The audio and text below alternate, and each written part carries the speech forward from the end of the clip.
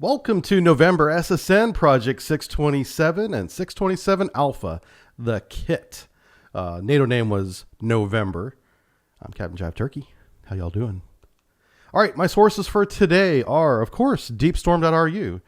So definitely give those guys a look. All right, so let's begin. Our story starts in 1950 with Joseph Stalin, who was, the leader of Russia back then. He signed a decree, in other words, an order, to the Council of Ministers of the USSR, and his order was to construct Object 627. So we over here in the West were like, okay, what the hell's Object 627, right? Is it a space plane? Is it a rocket plane? Is it a new tank? Is it a new ship? It's probably military because that's the way, Russia works, but we had no idea what it was. So Object 627 is broken up into two groups and assigned to two designers. The first designer and the chief designer, like the lead designer of the design, goes to Vladimir Pergadov, and he is a submarine designer. So that's our first clue. We know that Project 627, probably going to be a submarine. The second group, that's wholly independent, is led by Anatoly Alexandrov. Now, Anatoly Alexandrov, he's working in a city about 60 miles south of Moscow called Amick. Amick is a very special city because it is used as a testing bed for nuclear electric producing nuclear power. And so he's in charge of the nuclear power program for the USSR, and that's centered in this town with a 5 megawatt reactor, relatively small, and it's powering part of the city with electricity. So it is a successfully operating civilian nuclear reactor in Russia, 1954. So in 1955, he begins designing and building a smaller nuclear reactor that's going to be used on board a ship. This ship is not Project 627. The ship is an icebreaker, a nuclear-powered icebreaker called the Lenin.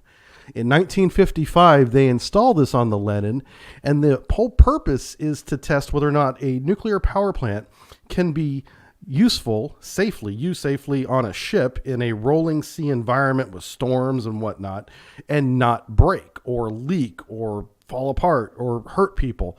It's basically an at-sea test bed, but it's for a surface vessel, and it's a successful icebreaker. It's going to work with some problems, but before they get those results in, they already begin designing a submarine size, even smaller, more compact reactor called the VMA.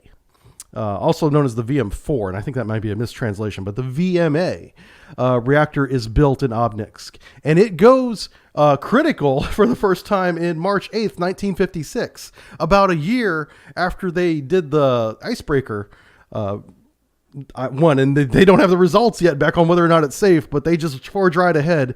But they have to immediately shut down this new reactor for the submarine in 1956 because it immediately leaked radiation. Of course it did, because the lid wasn't on right. I'm not making that up. The lid wasn't on right. So when they started it, the radiation went out the top, and they had to shut it down immediately. So after that, 3 years into an operational nuclear program, they begin their nuclear safety program, and they formalize it. They probably should have done that first. Americans, we think it the other way around. We kind of do the safety part first. Russians, they do it differently. God bless them. Anyway, so that's the nuclear power side of the story. So I said this was broken up into two parts. The other side was headed up by Vladimir Pergadov, and he's the submarine designer. So he's responsible for the hull and the systems working together, right? So he begins his project independently, and in July 1954, he meets all the requirements set forth by Stalin, okay? Now, Stalin in 1954 is dead, but he's still following the decree that Stalin had from a few years ago. And he designs the submarine on paper that goes about 25 knots, meets the requirement, test depth of 300 meters, has two torpedo tubes, mostly for self-defense, 53 centimeter, and it has one huge torpedo tube center line facing forward out the bow that is 155 centimeters in diameter. And for you Americans, that's over 5 feet. 5 feet in diameter. It's a huge barrel sticking out or up out to the front of the bow of the submarine. and it has one purpose. It houses one T-15 torpedo. What's a T-15 torpedo, you might ask? Well, it's this right here. It is a 79-foot long, 61-inch in diameter, battery electric motor torpedo that can go up to 30 knots for a distance of about 16 miles, where it will then detonate a 40 megaton warhead. Now, that's mega. Compare that to Hiroshima, that was 15 kilotons. So this is an order of magnitude of thousands of times more powerful than the one at Hiroshima. Thank God the nuclear warhead did fail testing, and after Stalin's death in 1953, the T-15 project was halted by then Admiral of the USSR Navy, Kuznetsov. And to quote him, he says, "I don't need ships like this in my fleet." Admiral Kuznetsov, a professional military man, knew that this weapon was dangerous and it was designed to do mass murder, not warfare, because the target was cities, and that he didn't want to be a part of that.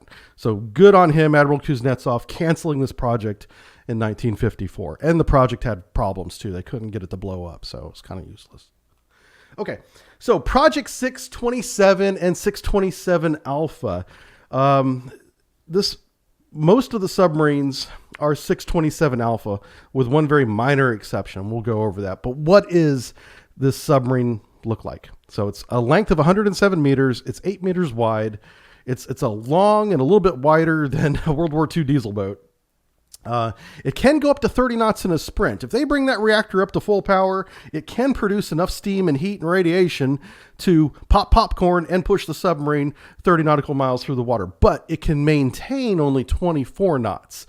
That's its real max speed. If it goes up to 30, we're going to start breaking things in the engine room, and the crew members back there are going to start losing hair. So technically it's a 30-knot submarine. Realistically, it's a 24-knot submarine. Okay, now this is for the entire project, no matter what version. Okay, it has 2 shafts, it has 5 blades. It has, instead of that huge torpedo tube we talked about, because remember they canceled that project, the very first hull, all the hulls have 8 torpedo tubes now, 8 53 centimeter torpedo tubes, and the torpedo room can hold 20 weapons. Okay, so you got 20 weapons torpedo room. You could put another weapon in every torpedo tube. I guess you could have 28 total, but normally they went to sea with like 20 to 24 weapons. Torpedoes could be launched up to 100 meters in depth, so a little more than 300 feet. This is a big accomplishment because ejecting torpedoes at that depth up to now was impossible. So the torpedo ejection system is a lot more advanced. It does have the pressurized VMA 70 megawatt reactors. It's got 2 of them, so it's redundancies there. If one goes down, they can go to the other one. It's often called a twin reactor because they're kind of together, but the systems are independent of each other. So there's literally 2 reactors bolted together. She can do 50 days at sea with approximately 100 crew. Now I want you to look at this slide here. If you're looking at the visual portion of this display. At the very top, that's the original K3 that had the T-15 torpedo tube originally that they took out and put 8 torpedo tubes in. Notice how it doesn't have a chin-mounted sonar. That is Project 627. The ones with the chin-mounted sonar is 627 Alpha, okay? And eventually, every one of these submarines will have the Alpha installed. Okay, and that chin sonar is called Artica M. So it's at the time the newest sonar system that they had, and they bolted it onto the chin of the thing. And that's the difference. So visually, you're going to look for that chin, and that's going to tell you the difference. But as we're about to find out, Project 627, the very first submarine, quickly became 627 Alpha because they modified it shortly after it was built. Okay, I don't want to get ahead of myself here. Let's go back to Project 627. K3 is the name of the submarine, and it comes to life in the major shipyard of Sevmash. Sevmash is the port city of Severodvinsk, Russia. Okay, so it's up there on the northern part of Russia. It's right on the coast of the White Sea. The K3, the first hull, takes 2 years to build, which is a long time for Russia, but it's a prototype. It's brand new. It's a nuclear-powered submarine. This is the first one. So it takes them 2 years. They finally get it, pier side in the water, and they're testing it in September 1957. And then they begin 6 months of sea trials between July and December 1958. Now, they have so little faith in this design in 1958 that whenever they want to test it at sea in the White Sea, right off the coast of the shipyard, they don't go underway on nuclear power. They bring tugs alongside. They bring up the diesel engines. She has 2 diesel engines. And they use the diesel engines to electrically spin the screws like a diesel boat would. And they, on diesel power, move away from the shipyard. They get far enough away where they think they're going to be safe to start up this reactor, because if it has an accident and radiates everything, they don't want to radiate the entire shipyard. So that's what they're thinking. But they get far enough away from the shipyard. They make the reactor critical, which means they bring it up to power and steam, and it's self-generating. It's keeping itself warm, basically. And they submerge, and they operate for 10 hours under nuclear power for the first time. This is a huge milestone for the Soviet Navy to operate under nuclear power submerged for 10 hours. All right, so let's begin talking about the K3. She was eventually honored with the name Lenin Komsomol. Remember, Komsomol translates loosely to young member of the Soviet League. So it's an honorary title. She doesn't get this title right away. It's a few years before she does. Anyway, so K3 begins her life as a Project 627. She doesn't have that chin sonar yet, okay? But she does have 8 torpedo tubes. They all have the 8 torpedo tubes. And in December 17th, 1958, she completes those sea trials, that 10 hours plus of submerged operation, and she comes back to port, but she has a leaking primary coolant pump. The primary coolant pump is the pump that pumps the cool water into the reactor and maintains a pressure in that loop so that the reactor doesn't melt. Well, that thing is leaking, which means not only is it leaking radioactive water, but the pressure in the reactor is going down. So if you depressurize the reactor fuel melts. So you can't do that. That's a big problem. So they fixed that. It's over a year later that she's finally moved to her new home port in the Barents Sea. She's moved to West Litza Bay. Now, up there in the Barents Sea, there's about 10, roughly, I'm guessing here, about 10 different home ports that all these submarines are at. And collectively, all those little ports are known as the Northern Fleet. And there's like submarines in all of them. And it's not unheard of for one submarine, say in West Litza Bay, to be moved across the bay to a different home port with a different name, but it's all part of the same fleet, okay? They're all kind of together right there. It's very, very tight-knit. In November, the following month, after she moves to the Barents Sea, she goes to the Greenland Sea, where suddenly both main generators fail. That's the power plant for electricity for the boat. Fails. She has no power. She's on her battery like a diesel boat, but she's submerged, and she's very heavy because she's bigger than a diesel boat, and she has a bigger electrical load than a diesel boat has, so this is a real problem. She has to surface immediately. She can't choose where to surface because she doesn't have the power to really drive very far. So they go through the ice that's right overhead, and sure enough, it's enough to damage the topside and the sail, and they have to return to port after their very first underway in the Greenland Sea with a damaged submarine. May 1960, a couple months later, she does receive the new navigation and sonar that we talked about, making her now officially, after her first underway and after these repairs, 627 Alpha. And from this point forward, every submarine we're talking about in this project is a 627 Alpha. All right, so we install that chin sonar on her. Because she's of the original 627 design, this new equipment and the new chin sonar blocks the bottom 4 torpedo tubes. So they're still there, but they can't use them. They can't get to them because all this equipment is in the way, and all this equipment is in the torpedo room. It takes up half the torpedo stow space in the torpedo room just for this hull only. So she goes from being able to carry 20 weapons in the torpedo room to carrying 10 because the bottom stows are now equipment. So she's down to 4 usable torpedo tubes with 10 weapons because of this mod. Future builds won't have this problem, but that's unique to this one.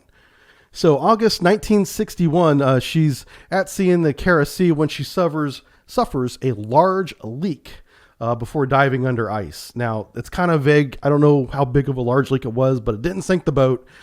They managed to isolate it, And they even awarded some of the crew members with heroic actions, which are like special awards in the Soviet Navy for saving the ship. So they suffered some leaking in 1961. And then in July 1962, in the Arctic Sea, a main condenser pump fails under the ice. They cannot surface.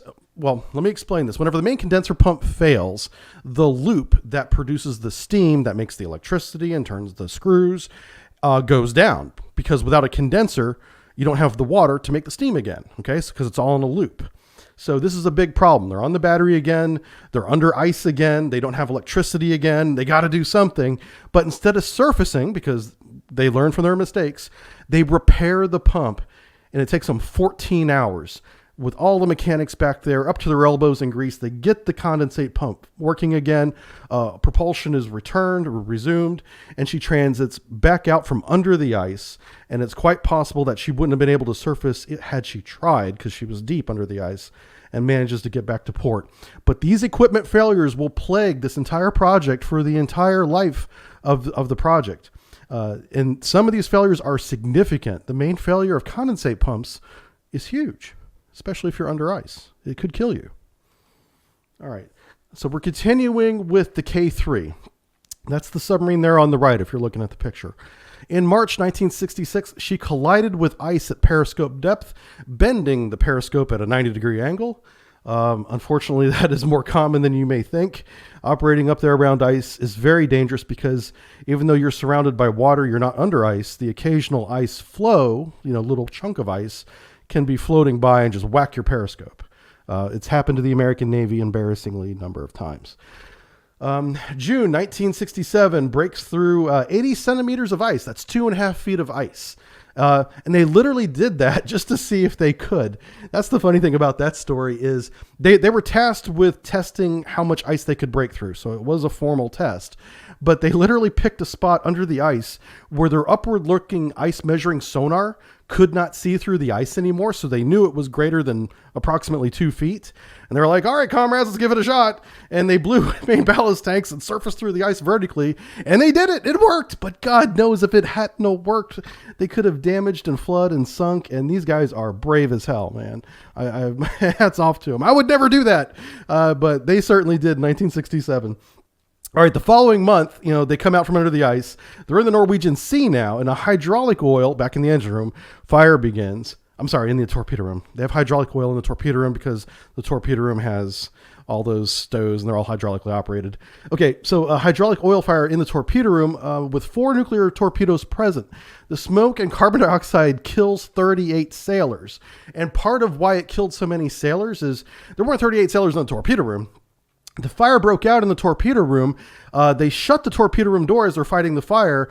And then once they have everybody ready with fire hoses to get in the torpedo room and flood it, they open that door, and carbon monoxide had built up so much in the torpedo room that when they opened the door to fight the fire with a fire hose team, carbon monoxide filled up the second and third compartments, killing or knocking out, eventually killing up to 38 people almost instantly. So carbon monoxide poisoning isn't like you just, you're holding your breath and you can stay awake for a minute or so. No, it displaces the oxygen in your body, so you go down quick, and it killed these sailors really fast, unfortunately. February 1975 is almost 7 years later. She's back at sea in the Barents Sea when there's an electrical fire in the engine room, severely burning 2 sailors. So that was a significant fire. She has to return to port for repairs again, and finally, after some uneventful operations in the 80s, she is withdrawn from service in 1993. Now, because this is the lead unit of Soviet nuclear power, they're still, to this day, looking for a place to make her a museum. Because she was built and designed in different areas of the country under different design bureaus, everybody from St. Petersburg, Russia, to Severnensk wants to have her as the museum. The museum is not funded as of 2019 yet, but she's still around. She's cut up and sitting on blocks, as you can see here in the picture. But they want to make her I've heard rumors of a floating museum, which that sounds like that is not a good idea, because floating museums will eventually sink. They'll become sunken museums, but they do want to memorialize her in a museum. She's already had the reactor compartment cut out, so that's not even an issue anymore. So hopefully they get that sorted out. And if it does, I'll bring it to you guys. All right, we're finally done with the K3. That's hull 1. We're going to move on now to the other hulls that they did. K5 was the next one. She ran aground during sea trials. Like before she's even operational, she's in the White Sea, October 1959, and she runs aground on an uncharted sandbar, doing light damage. It's not too bad. So she's commissioned in December of the same year, just a few months later, after some repairs. April 1963, she's transiting on the surface, and she took a wave. And there are these things called rogue waves where you can have relatively calm waters, and just out of the blue, you'll get this wave is like 20, 30 feet high. I've seen them myself. It's the craziest thing, and I don't know what causes them. Well, apparently she took a rogue wave. It went over the sail and flooded down into the submarine.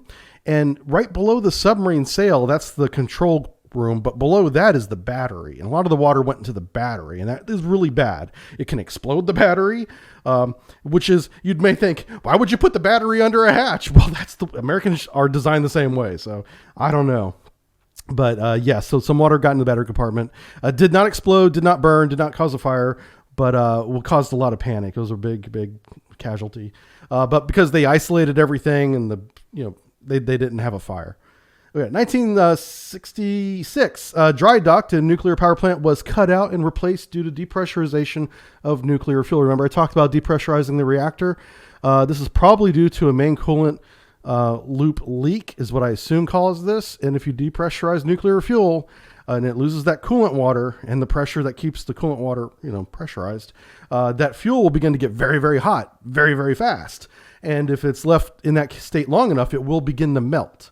That's similar to what happened to Chernobyl. Chernobyl literally melted and caused that big disaster. Well, you almost have this thing melting in K5. So they have to refuel her, and they do that. Okay, she operated after that normally for about 15 years, including a Mediterranean Sea deployment in 1970 with no maintenance, with no problems, rather. She returns to dry dock for maintenance about every 3 years. You may think that that's high maintenance, but it's really not, because American submarines, we have a similar schedule where approximately every 3 to 4 years, we'll dry dock for a longer period of time, and do a lot of deep maintenance, because it's just safer to do that. These nuclear submarines, whether they're made in 1960s or in 2019, they have to be maintained the same. Physics is physics. And the parts wear down, and these parts are vital to keeping it from becoming a disaster. Okay. 1985, when transiting out of port in the Barents Sea, she was forced to dive due to close ice close ashore. 1985 was a very cold winter globally. And so a lot of the ice pack had come right down to the near the shoreline, and she was trying to transit out and had to dive under some ice. She ended up damaging her bow and her sail whenever she surfaced to come back into port, because the ice was still there and the water was getting so shallow they didn't have any choice but to surface and damage the top of the boat. 1995, she's withdrawn from surface. That's K5. Moving on to K8. K8 is the very, very sad story of K8. December 1959, during sea trials, the emergency buoy deploys without cause. This is a big problem. Russians have these buoys that have this cable that's attached to the submarine, and the buoy will go up to the surface and ping and blink, and has communication set up there too, so that if a submarine sinks, people can go to the buoy. One, they'll know where the submarine's at, and also communicate with the submarine down below. And the key thing here is that it's attached with a cable to the submarine. Well, whenever this thing blew without cause, no one, caused it to, or deployed it, it got wrapped around the screw blades, because the submarine was going forward through the water. The cable gets wrapped around the screw blades and has to be unwrapped, and damages the screws. In October 1960, it transits to the North Pole, so that's a milestone for them. That's something that's very popular with submariners even today. Going to the North Pole is a big deal. We do it. Just about every submarine that can go under ice has done it from the American Navy. And I assume with the Russian Navy, they're in a similar state, because it's a little feather in their cap that they can operate in that environment. March 1961, steam generator leaks, radiating 13 sailors. That's basically the entire engineering watch section gets radiated from a steam generator leak. And the fact that they have that much radiation in a steam generator tells me something is wrong with the steam generator, because in a perfect world, in a perfect system, the steam generator steam doesn't have any radiation. So somehow it did, which is bad. So something else failed. And then the steam generator failed, causing a problem for all the sailors back in the engine room. 1961, I already read that. 1965, while conducting live fire torpedo tests, Torpedo circled back on K8 and began homing. This is a nightmare scenario for any submarine. And every time we shoot a training torpedo, you know, it's always a nightmare to come back. But this one was live. They were doing a live fire test, K8. This torpedo goes out to its enable point, which is a few thousand yards in front of it. And then they enable it, which means they turn on the sonar and it begins looking for contacts. But something happened where instead of looking forward, it did a loop. It did a circle. And sure enough, as soon as it did the circle and it's aiming right back at the K8, it says, there's a submarine right there. And it starts heading right for it. Well, the captain acted smartly and correctly and basically emergency blew to the surface, getting out of the way of the torpedo. The torpedo got confused because something was already going wrong with it and ended up not hitting anything and ran out of fuel. But that was a terrifying moment for everybody on the K8. And it just shows that the torpedoes of this time are not reliable either. Americans, we've had our troubles with our torpedoes going back to World War II. You know, there's always been issues with them, but this one almost killed a submarine. February 1970, she tracked the USS Midway and the Saratoga in the Mediterranean. A leaked form at 140 meters, which is pretty deep for them, could not be repaired submerged. So because she's in the Med and she's around these ships, she has to surface to repair this leak. But she doesn't want to surface and be detected. So she operates for 8 more hours with the leak happening. So everyone's like, you know, really nervous. They're pumping this water overboard as it comes in for 8 more hours as she's trying to open range to a point to where she can surface and not be detected immediately. You know, eventually any submarine on the surface will be detected, whether it's through satellite or aircraft or a ship passing by, especially in the Med. The Med's not that big compared to the oceans. So, but she gets away for 8 hours. They live with a leaking submarine at depth for 8 hours as she escapes. And then in the Bay of Biscay, April 1970. Bay of Biscay, for those of you that may not know, is north of Spain and west of France. It's that little bay of water that's south of England and in that region between England and Spain. That's the Bay of Biscay. So she had electrical fire in the control room. That's right below the sail, right? And a lube oil fire in the engine room at the same time. 2 fires at the same time. Very rare does this happen, but it's catastrophic if it does, as we'll see here.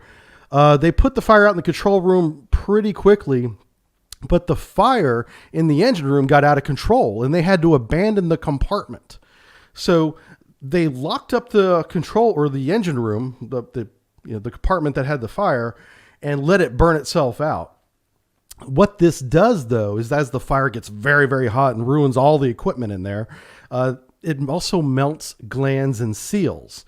And some of the glands and seals connect cables from one compartment to another in the outboard of the submarine. That's like in the overhead where you see all the cables. Yeah. So those cables run the entire length of the submarine from one compartment to another. And to keep them watertight, they inject what is essentially a glue all around the cable and a lot of it to keep the water out. It's called a cable run. And so that glue melted because of the high heat, exposing smoke and stuff into the surrounding compartments. So it contaminated the surrounding compartments. She immediately surfaces. She radios Moscow for help, but she's in stormy weather.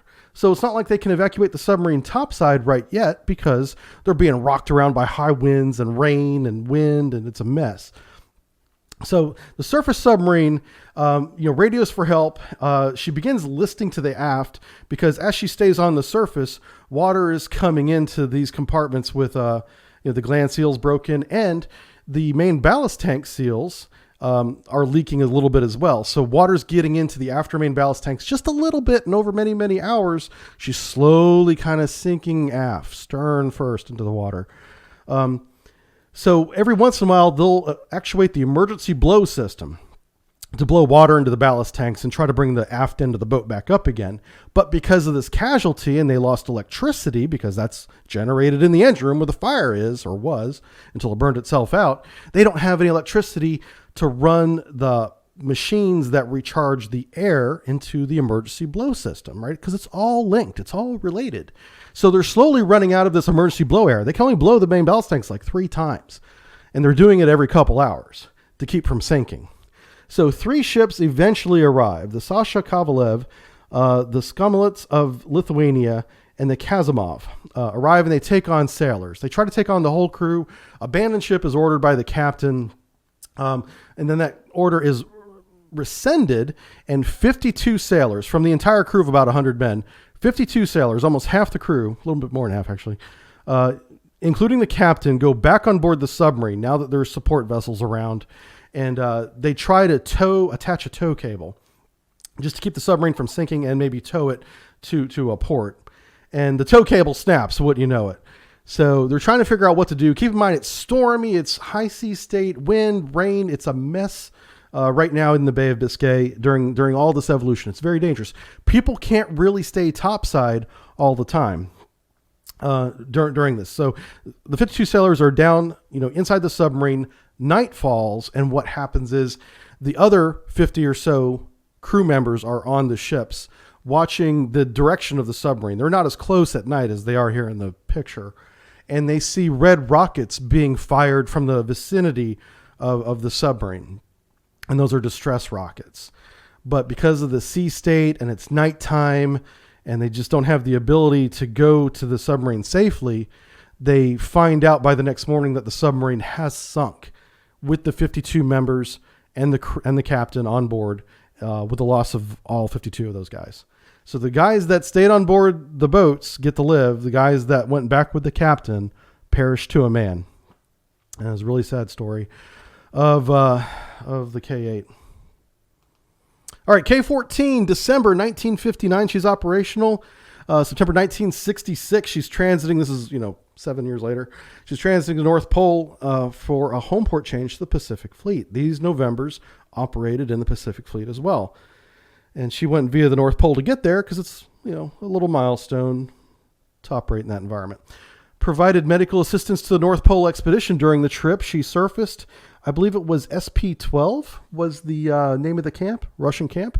Whenever they get there, apparently one of the scientists had something wrong with him or her, and they provided medical assistance, and the corpsmen and a few crew members were awarded for their actions. It was very timely that they arrived when they did. All right, she conducts 9 deployments in the Pacific Ocean. They're all uneventful, which is a milestone in itself at this point. She doesn't have any major, reactor problems, no leaks, no fires, no one dies. K-14, pretty successful submarine up to this point.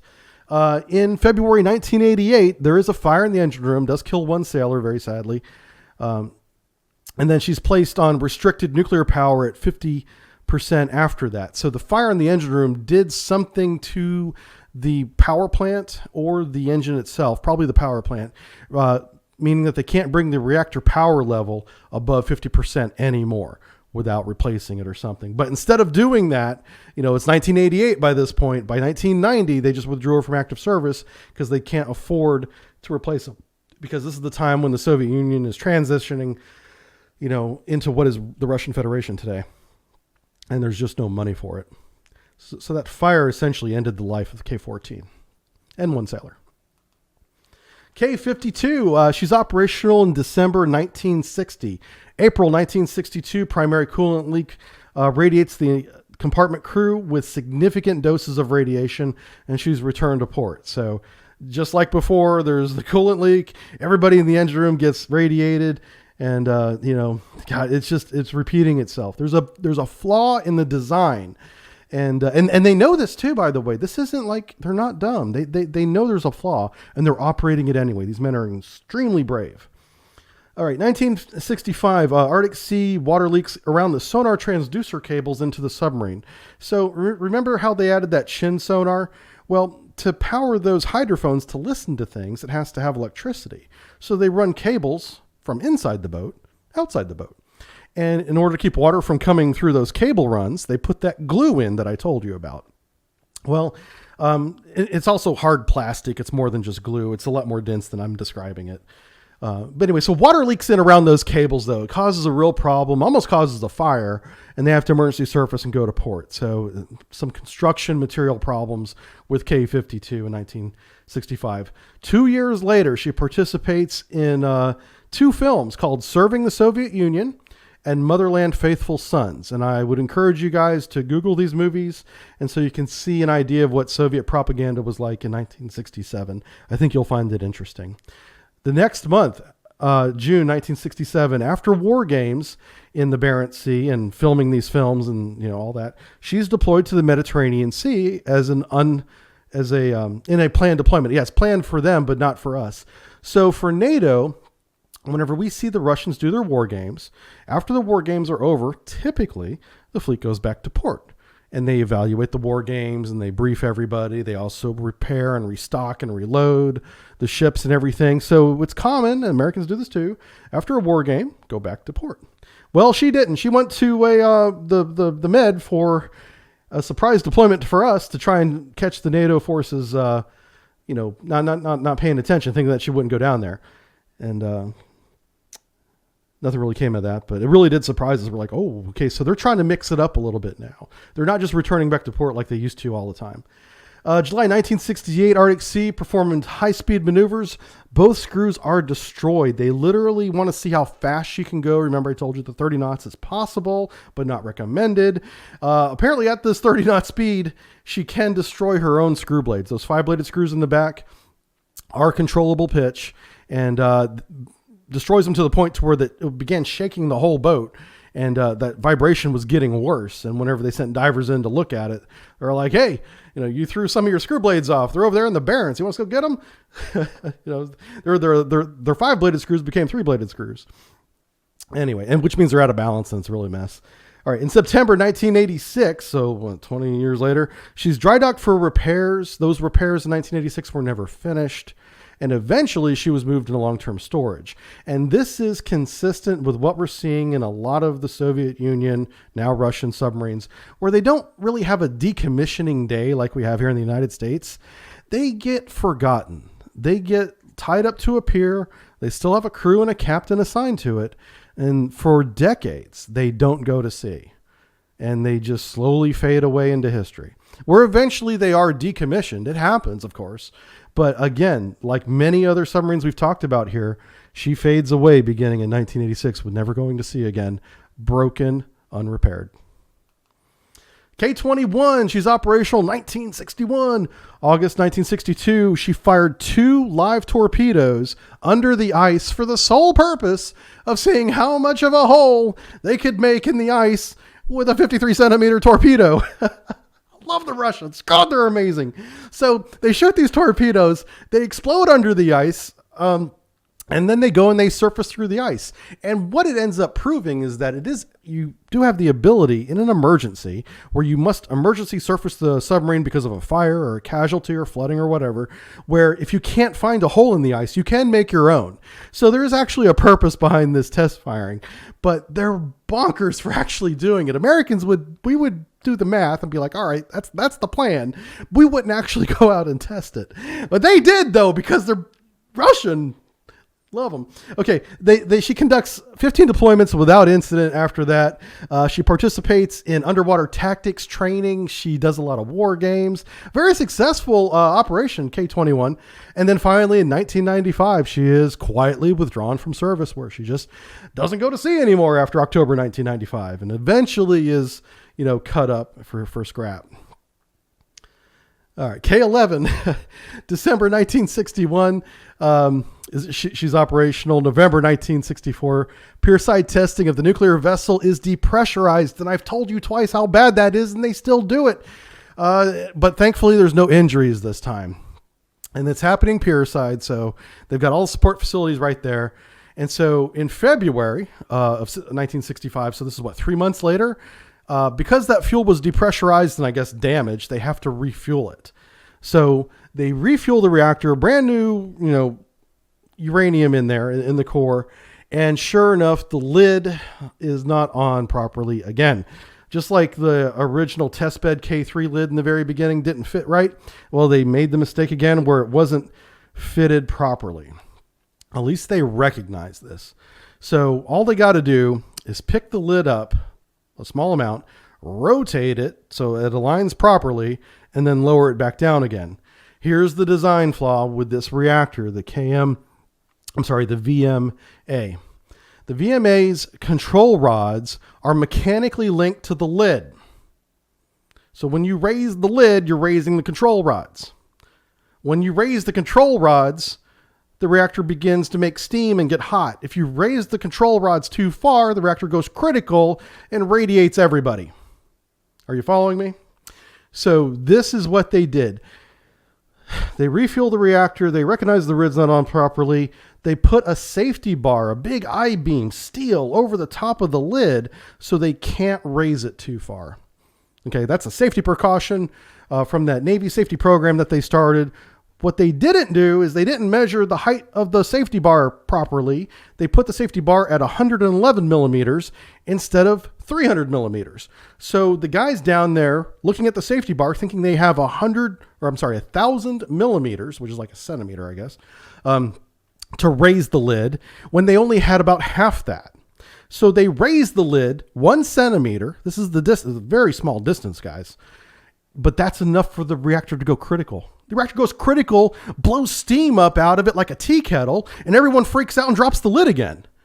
And they're like, what the hell happened? How did this happen twice or 3 times now? You know, so they take a couple days. They're like, listen, let's wait a couple days. Let's figure out what we did wrong and do it again. And 2 days later, they go back in there. They raise the lid and they do it a 4th time. A 4th time! They raised the lid too far because they didn't figure out what they had done wrong the first 3 times. So they blow steam again and radiation this time, which starts a fire, ladies and gentlemen, starts a fire in the reactor compartment. So now not only do they have radiation and a fucked up reactor, they also have a fire on a submarine that's tied to a pier, smoking a lot out the hatches. And the admiral wants to know what the hell's going on with the submarines. So they use seawater from fire hoses, and this is normal. Okay, whenever you use a fire hose on a ship, that water that's coming out of the fire hose is coming from the ocean. It's seawater. Okay, so they use seawater to put out the fire in the reactor compartment. The problem is those gland seals that I told you about melted again from the fire, and seawater has something called salt in it. And when salt gets radioactive, it gets very radioactive, and it holds on to that radioactive like it's its best friend. So now you've got radioactive salt flowing through melted seals going into adjacent compartments of a submarine tied to a pier. So yeah, you put the fire out, but you radiated everybody. Outside the reactor compartment, people in the engine room, people in the forward electromechanical space are getting saltwater radiation, flowing under the decks because these seals melted. It was a mess. It was a disaster. They did so many things wrong, but they didn't know. This is back in the 60s, guys. They're figuring it out. So K-11, man, what a mess. She finally, January 1968, she does complete sea trials.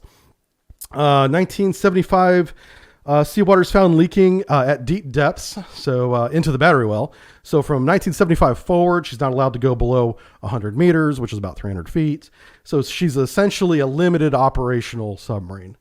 In August of 1982, 7 years after these leaks are found, 7 years later, they repair them. She completes 5 deployments from 1982 to 1985.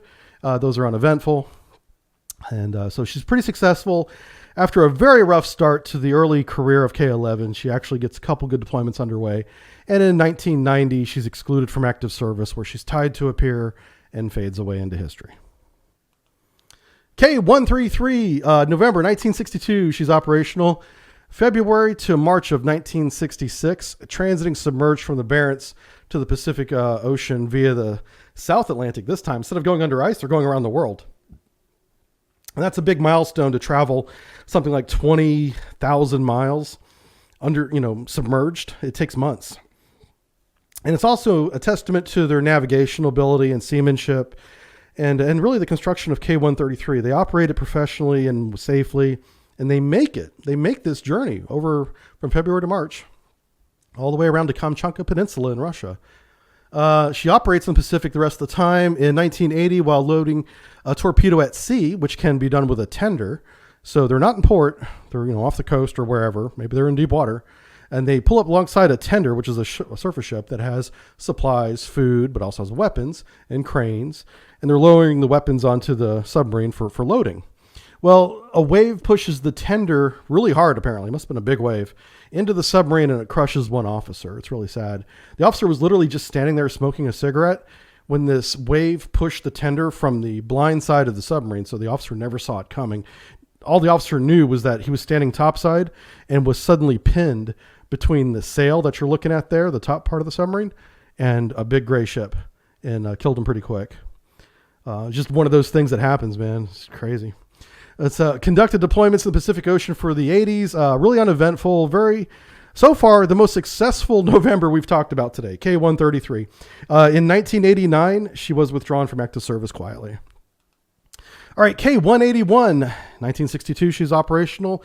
In 1963, she transits to the North Pole, where she surfaces, and that's where this picture is taken, where you can see the Soviet Union flag being hoisted there over the North Pole. They take lots of pictures, becomes propaganda, but it's also really fun to do. Again, every submariner, including myself, loves going North Pole. September 1966, she did track a U.S. carrier group in the Mediterranean Sea. She conducted 9 simulated torpedo attacks over a 4-day period before returning to port. On her return to port from the Med, though, she was going past the Faroe Islands, which is north of England, west of Norway. In that area, it's also a very dense fishing area, and she got some fishing cable wrapped around her screw.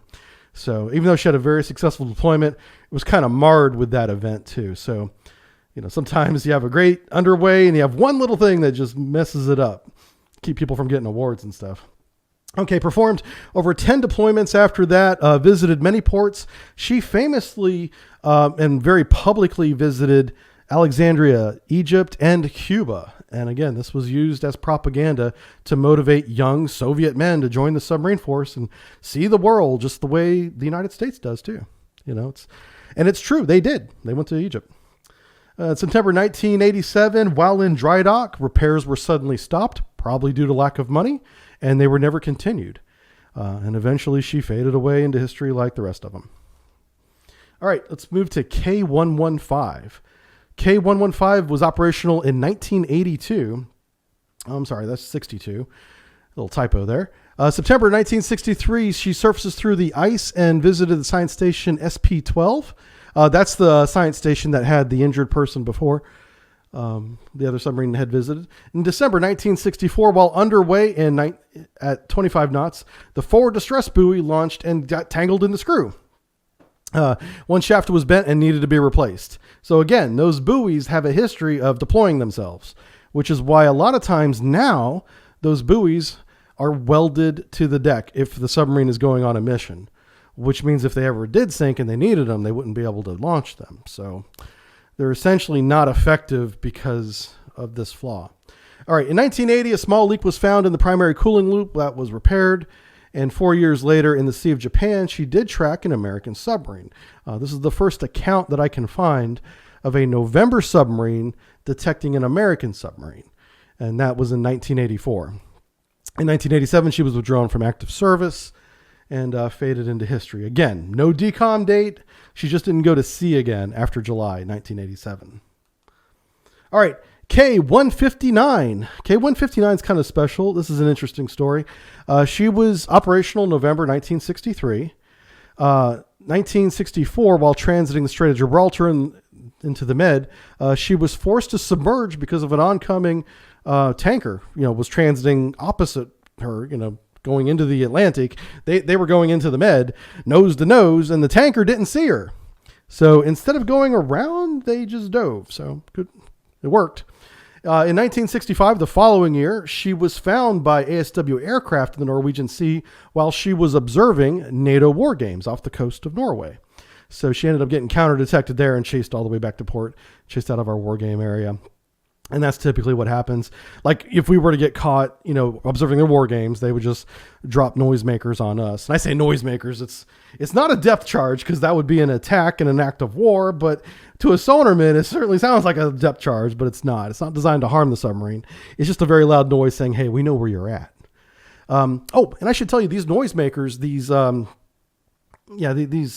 these non-lethal depth charges, they're called signaling charges in the United States Navy, and they're designed to ask a submarine that we've lost communication with to surface. That's the official purpose of having a signaling charge. Okay, but of course they're not going to surface. They're going to be like, hey, we're getting out of here instead of surfacing. Okay, in July 1969, she operated in the Gulf of Mexico, all the way down there by Florida.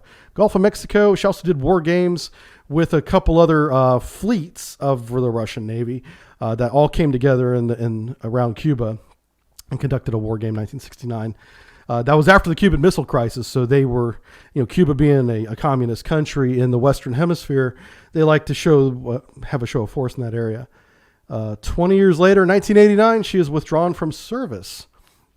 So here's something a little bit recently. In 2003, she's retired, right? And she's surfaced, and she has these buoyancy buoys tied to her, 2 forward, 2 aft, and she's being towed via a tug to Cut Bay.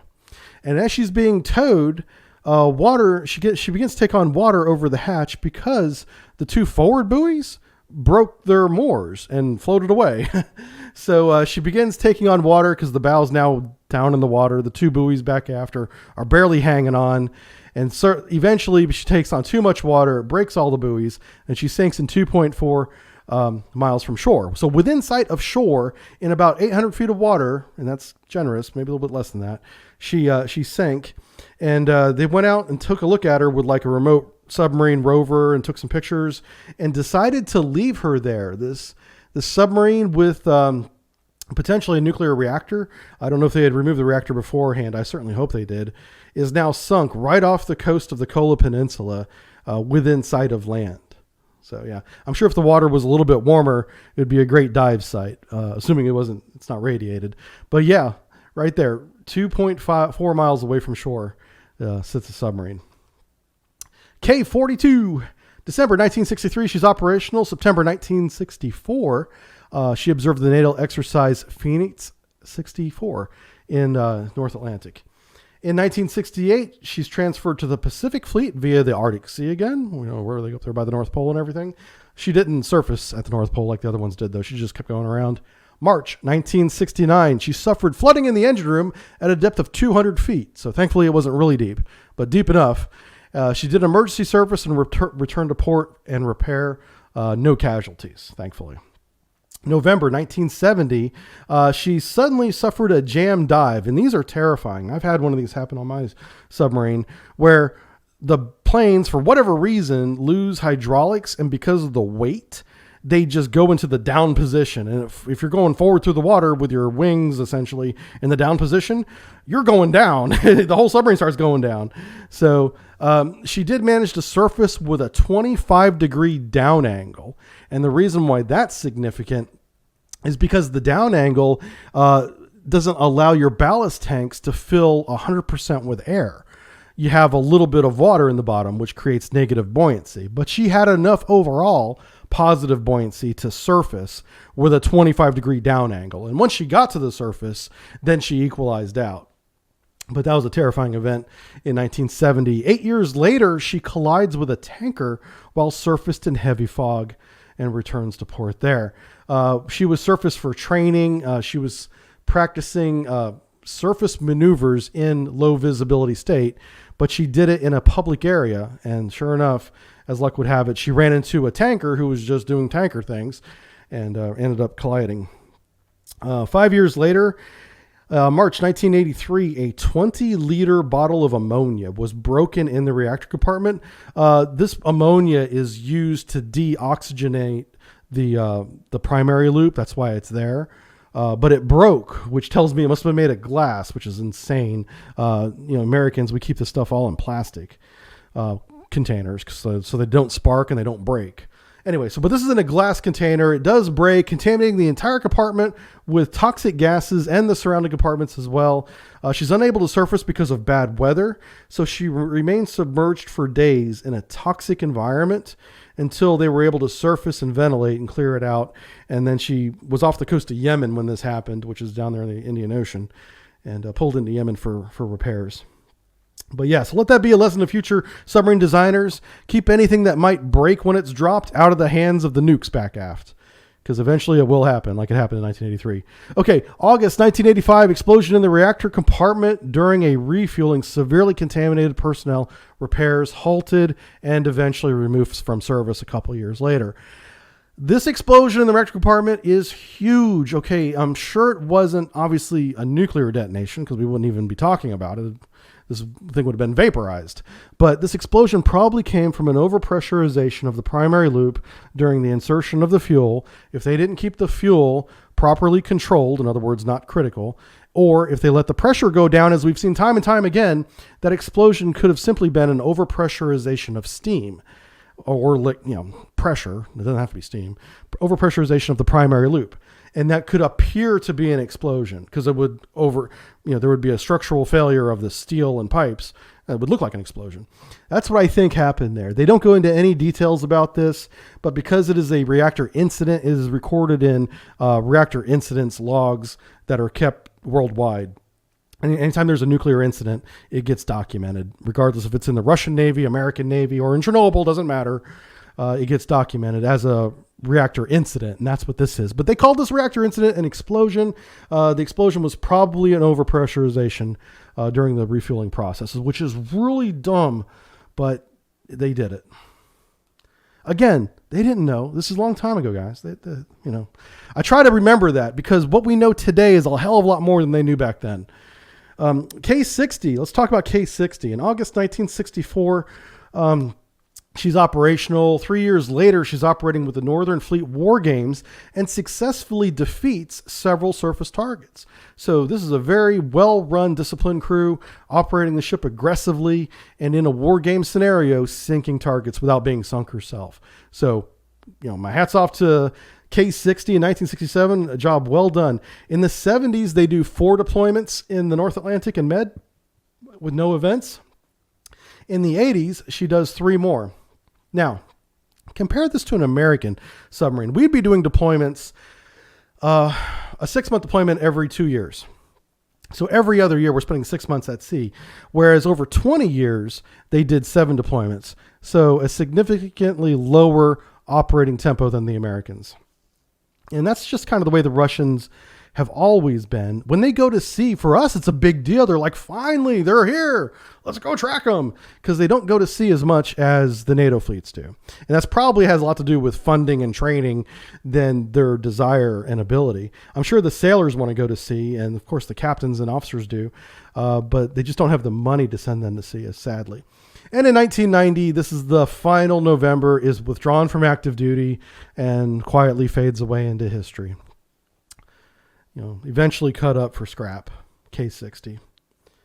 So let's talk about the 6 years that it took to develop these submarines. The goal was to create a high-speed, long-range, deep-diving, submerged vehicle. They did that. Congratulations to them, the designers and the engineers and the craftsmen that made the tools that eventually built these submarines and the crews that operated them. They did that well. What they didn't do well is design the power plant, and because this was essentially a prototype put into production, they couldn't make significant improvements on it until after it was, until like the next class of submarine comes along. The one that replaced this is called the Victor class. We spent an entire month talking about the Victor class. This is pre-Victor. And so the problem she has, as we've talked about, is with the steam generators, the condensate system, and the primary coolant loop failing after just a few thousand hours of operation. And a few thousand hours of operation may sound like a lot, but when you're operating this reactor 24 hours a day on deployments that are months long, you reach that 1,000 hours on your very first deployment, and these guys are operating on multiple deployments over decades. That coolant loop could be leaking and failing at any moment. And we saw a lot of that. And sadly, it cost some sailors their lives because of this design. But the design worked. It just didn't work well. Okay, the November as an opponent, from my perspective, as a retired submarine sonarman, I grade her as not formidable. We heard her coming miles away, so she wasn't stealthy at all from a submarine perspective. Remember, they did track some surface ships, okay? They even did get one American submarine in Sea of Japan. I'm not taking that away from them. But overall, as a class, with those 2 exceptions, we could hear her coming from miles away. We could get out of her way. We could get in behind her because our submarines were comparable in speed and track her. And it was very easy to document her sound signature identity because it was so noisy. So not formidable at all. From the beginning, the Soviet Navy would improve on future designs with higher speeds. We already talked about the Victor. And our acoustic advantage, that's the naval term we use in NATO, would begin to erode through the 80s and 90s later on as other newer systems came online with much quieter submarines than the November. The Victor, as loud as it was, it was about as loud as the November. Both these guys are pretty loud, to be honest with you. But the Type 6 that came along in the 90s, and after that, the Akulas and the Oscars and the Sierras, that's where we're really seeing the diminishing returns on our acoustic advantage. But this is the first one, and they made it work at a high price, and it worked for about 3 decades. All right, that's November SSN, everybody. I'm Captain Jive Turkey. Thank you so much for supporting me by supporting me on Patreon.